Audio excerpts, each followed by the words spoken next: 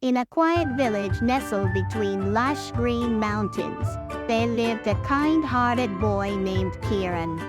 He loved listening to stories about gods and heroes from his grandmother every night before bed.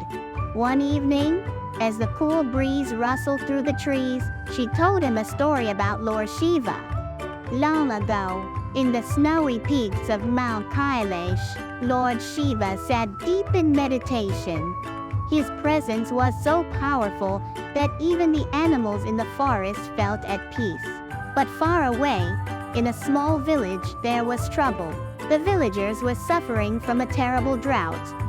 The rivers had dried up, the fields were barren, and people were growing weak with thirst. The villagers prayed to Lord Shiva, hoping he would hear them. A little girl named Leela, with a pure heart and unwavering faith, decided to walk to Mount Kailash to seek his help.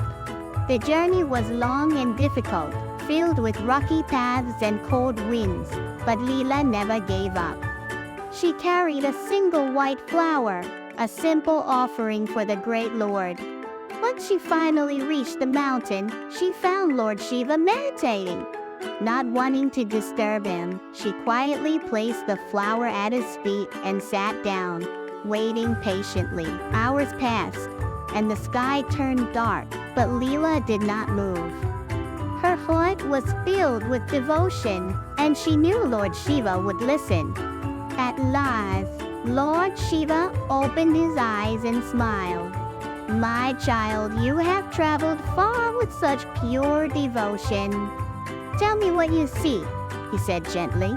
With folded hands, Leela spoke, "Oh Lord, my village is suffering from a great drought. The rivers are dry, and people have no water. Please bless us with rain." Lord Shiva nodded and struck his trident upon the ground. From that spot, a mighty river gushed forth, flowing down the mountain and towards the village. The water reached the thirsty land, filling the rivers and wells once more.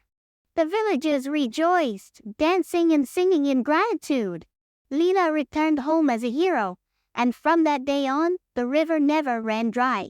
It was named after Lord Shiva, a reminder that faith and devotion can move even the greatest of gods. As Kiran's grandmother finished the story, he smiled and closed his eyes, dreaming of the mighty Lord Shiva and the little girl who brought water to her village.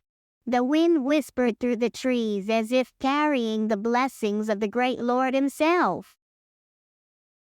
Love listening to divine and inspiring stories? Don't forget to like, share, and subscribe to Good Stories.